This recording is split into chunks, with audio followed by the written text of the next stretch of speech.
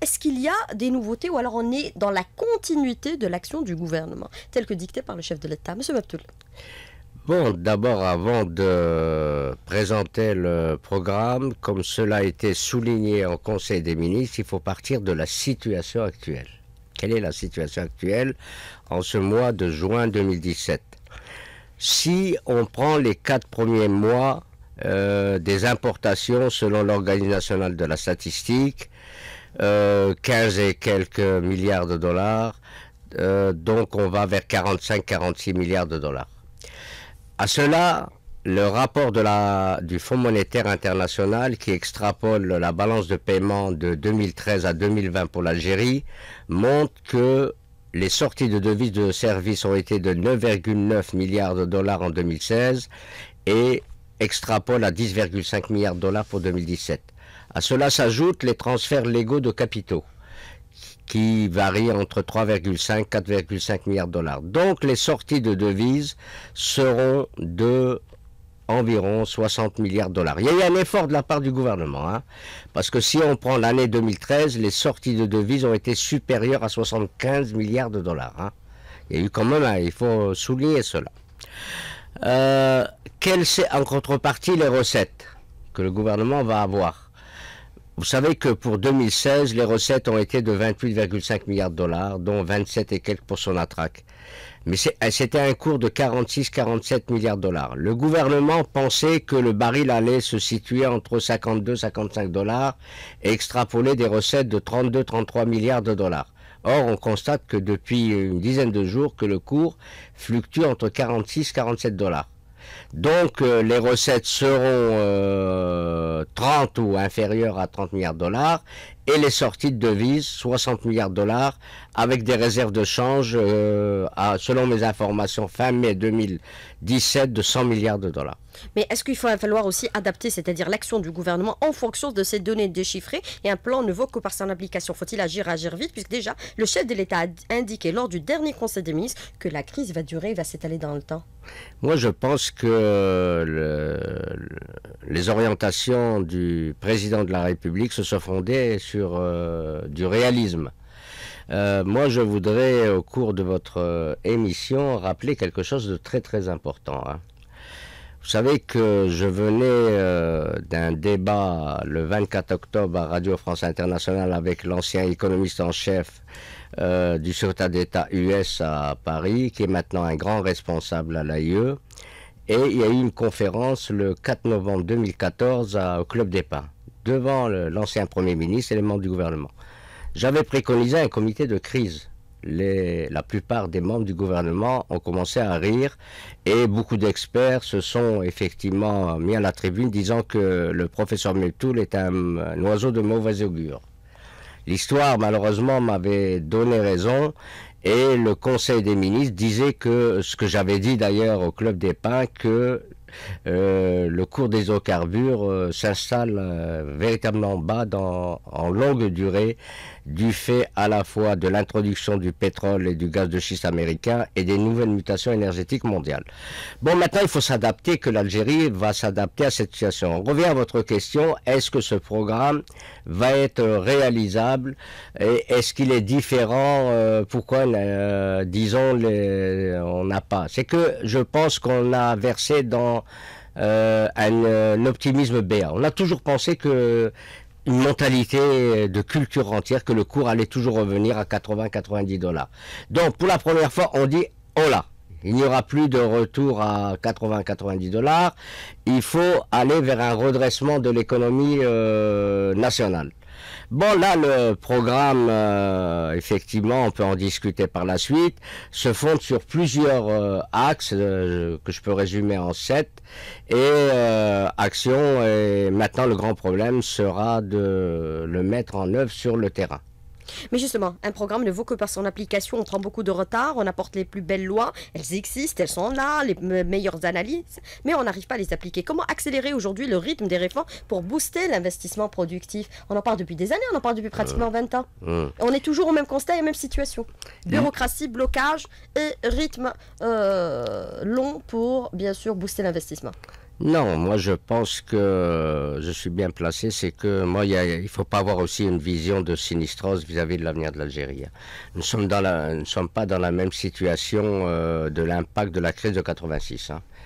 J'étais bien placé puisque j'étais un responsable au niveau de la décision à cette époque. Il y a 100 milliards de dollars de réserves, la dette extérieure est inférieure à 4 milliards de dollars. Il s'agit effectivement de transformer cette richesse virtuelle en richesse réelle. On peut en discuter des modalités de financement futures. Il y a une prise de conscience au niveau maintenant du nouveau gouvernement qu'il faut lever la contrainte dans le milieu des affaires, notamment booster le secteur privé. Je pense que le Premier ministre, une des phrases très importantes auxquelles peu de responsables effectivement l'ont dit, il dit il faut donner une priorité au secteur privé productif, en lui levant toutes les contraintes, notamment bureaucratiques, le système de financement, le foncier. Et là, il y a un élément important dans le programme, c'est qu'il ne peut pas y avoir de développement sans le capital humain. Le programme accorde une importance très importante à l'économie de la connaissance. Et là, effectivement, nous sommes à l'aube de la 4e révolution industrielle. Et là, ça renvoie à un autre élément très très important. Et là, il faut un dialogue permanent avec les partenaires économiques et sociaux, parce que vous savez que les réformes, s'ils ne sont pas portés par des forces économiques, politiques et sociales, n'ont aucun sens. Donc, il faut dialoguer, dialoguer, dialoguer. Et là, le programme insiste sur un élément très très important. En plus du dialogue, c'est la bonne gouvernance et l'état de droit. Donc maintenant, on en parle effectivement. Maintenant, qui dit bonne gouvernance dit moralisation de la société. Et notamment de ceux qui dirigent, qui doivent donner l'exemple. Parce que là, il ne faut pas se leurrer. Les tensions budgétaires seront très très vivaces selon les indicateurs que je vous ai signalés. Il faut mobiliser la population. Il faut un langage de vérité. N'ayons pas une vision de sinistrose, l'Algérie a des potentialités, mais pour cela, il faut des décisions courageuses applicables sur le terrain. Mais qu'est-ce que vous entendez par les décisions courageuses applicables sur le terrain, en termes clairs?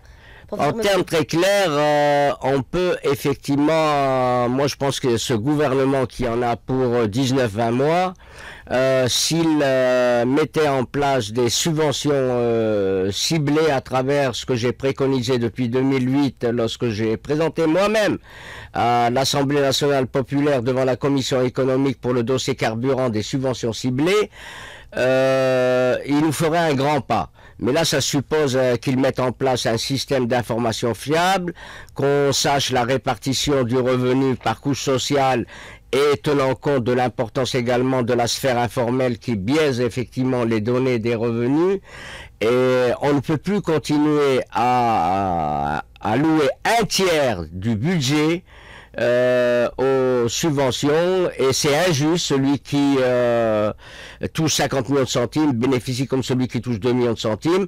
Déjà, si ce gouvernement aille déjà concrètement, et l'expérience, je m'excuse, moi j'avais envoyé en 2008 en Malaisie pour les carburants et c'était très très concluant. Il y a une expérience très intéressante, c'est l'expérience iranienne. Qui progressivement, ça a mis 2-3 ans à mettre en place un système de péréquation intersocio-professionnelle et interrégionale. Mais c'est pour la première fois aussi que dans le communiqué de la présidence de la République, on parle de subventions ciblées selon l'orientation du chef de l'État. Est-ce que ça veut dire en termes clairs qu'on s'y achemine quand parallèlement on dit on ne touchera pas aux acquis sociaux des travailleurs? Est-ce qu'il n'y a pas des Algériens? Est-ce qu'il n'y a pas une sorte de contradiction entre la volonté politique et sa tradition? Au contraire, il n'y a pas de contradiction. Au contraire, lorsqu'on va vers des subventions ciblées, on renforce la cohésion sociale. Parce que ceux qui touchent 50 millions de centimes n'ont pas le droit de bénéficier de ces subventions comme ceux qui touchent 3-4 millions de centimes. L'expérience iranienne est très intéressante. Ça a permis de rayer de la liste 5 millions de riches qui bénéficiaient de subventions. Donc ce n'est pas contradictoire. contradictoire. Au contraire, ça va vers les catégories les plus défavorisées. Alors, justement, professeur Abdelrahman Mebtoul, je corrige juste Hakim Bey, il n'y aura pas de débat, il y aura présentation ce soir. Alors, autre question que je voulais vous poser, justement, pour aller vers, bien sûr, ce système de subventions ciblées, il faudrait aussi avoir un bon système d'information qui soit extrêmement fiable. Il était préconisé la mise en place d'une chambre nationale de compensation lors de Abdelmalek Sellel, l'ancien Premier ministre. Est-ce qu'on a les délais de mettre en place tout ce dispositif aujourd'hui ou alors les délais sont trop courts? Non, au préalable, il faut voir ça dans une vision globale, hein.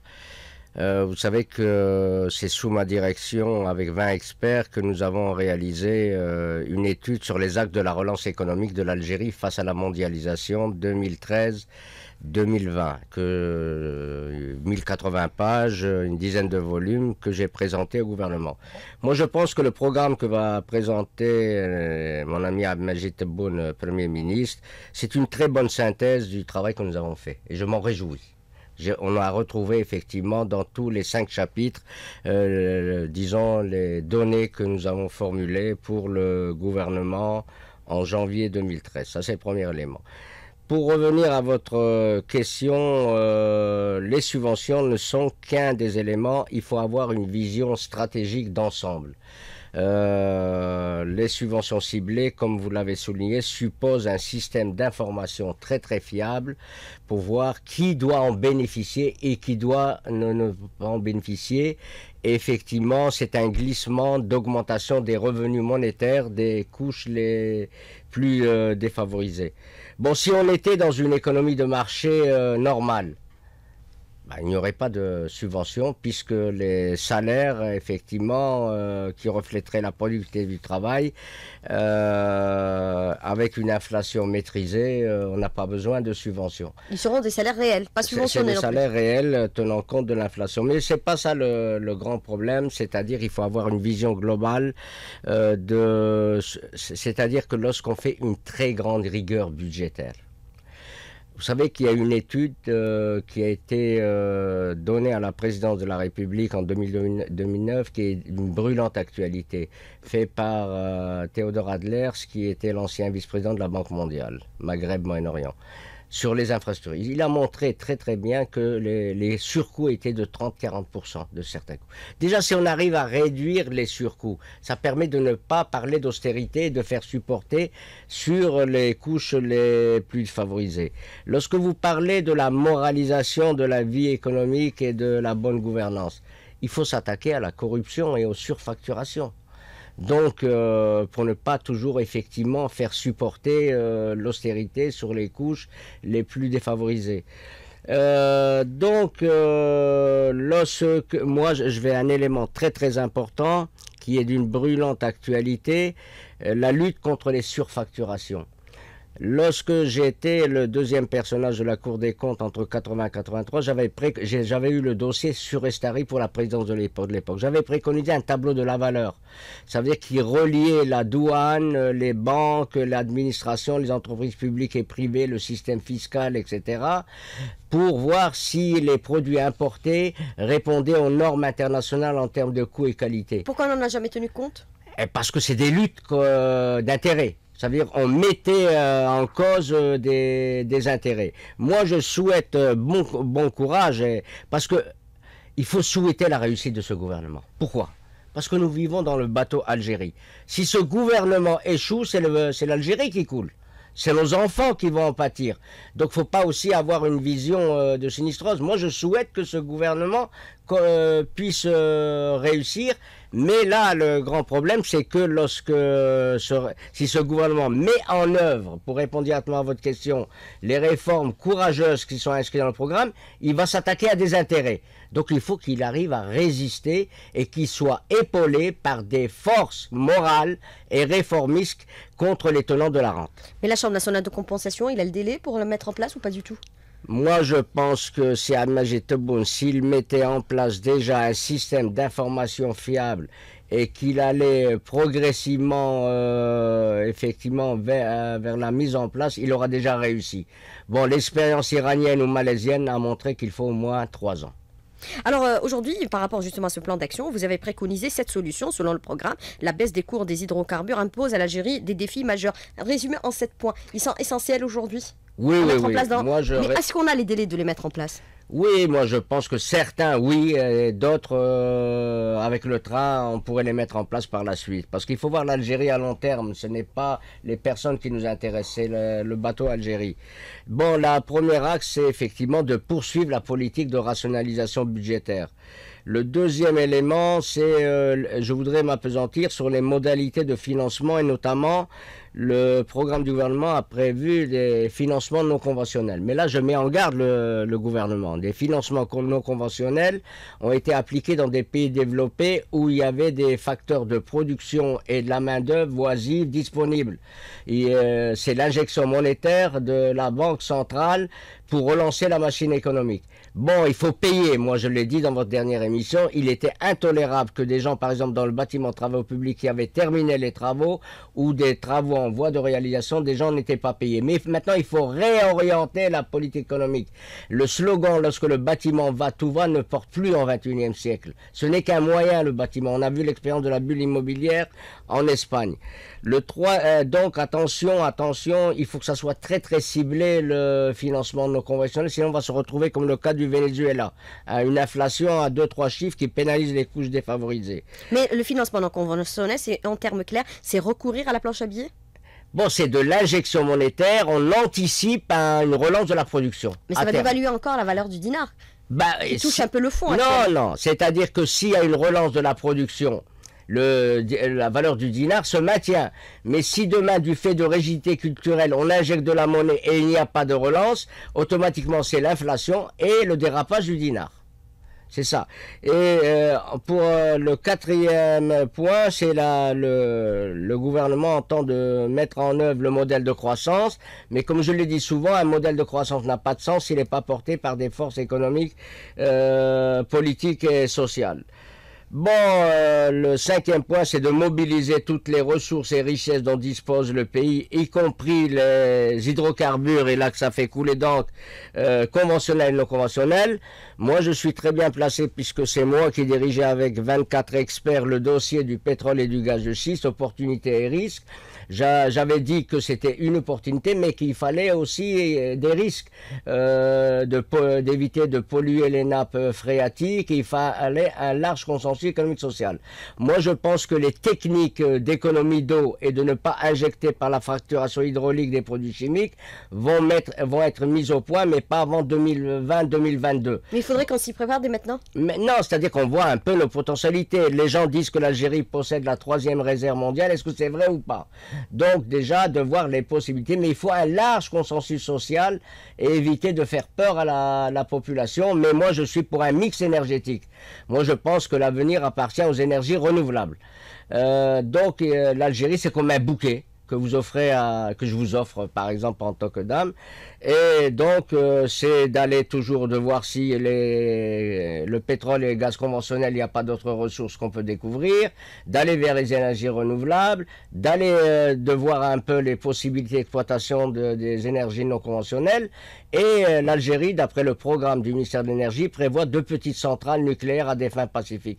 Donc, l'énergie, c'est le cœur de la sécurité nationale. Hein. Et donc, il faut éviter une position linéaire. Mais ce qu'on relève aujourd'hui dans ce programme d'action du gouvernement, c'est qu'il n'y a pas véritablement d'indicateurs chiffrés par rapport à l'action du gouvernement d'ici 2019 pratiquement, et même au-delà. Bon, c'est vrai qu'il manque... À part, bien sûr, la fiscalité qui doit évoluer ordinaire. Hein, ordinaire, à hauteur de 11%, oui, mais oui. ça, c'est déjà en vigueur. Oui, d'accord. Non, c'est effectivement, moi je pense que le gouvernement a été pris de court. Je pense qu'il y a une réflexion qui se fait au niveau du palais du gouvernement pour effectivement de voir si les différentes actions du gouvernement, c'est-à-dire de les synchroniser avec une quantification précise. Moi, je pense que vous aurez la quantification déjà avec la loi de finances 2018, parce qu'une loi de finances donne des quantifications. Donc, on verra en fonction des indicateurs économiques que je vous ai mis au début de l'émission, les modalités quantitatives à travers la loi de finances 2018. Donc ne nous pressons pas, je pense que la loi de finances 2018 vous donnera des indications très très précises sur les modalités de financement à la fois recettes et dépenses. Mais aujourd'hui, on parle énormément de la rationalisation de la dépense, d'aller vers des importations relativement ciblées, puisqu'on constate par rapport aux 5 premiers mois de l'année en cours, c'est que les importations en sont pratiquement au même niveau que ceux de l'année dernière. On n'a pas réussi à réguler malgré la mise en place des licences d'importation. Nous sommes toujours à un niveau de 15 milliards de dollars d'importation pour les 5 premiers mois de l'année. D'abord, je voudrais, pour vos auditeurs, dire que les licences d'importation sont contenues dans les engagements internationaux. Ils ne remettent pas en cause. Non, l'OMC dit que, par exemple, un pays, lorsqu'il a des difficultés de balance de paiement comme l'Algérie, peut aller vers des restrictions quantitatives. Contrairement à ce que se dit dans la presse, etc., disant que c'est contraire aux engagements internationaux de l'Algérie. Mais non, tout le monde va vers le protectionnisme. Non, l'Algérie respectera les engagements internationaux. C'est les informations que j'ai au plus haut niveau du pouvoir. Le deuxième élément, c'est qu'il y a des importations incompressibles. Vous savez que au moment où je vous parle, 80% de la superficie économique nationale est constituée de petits commerces et services.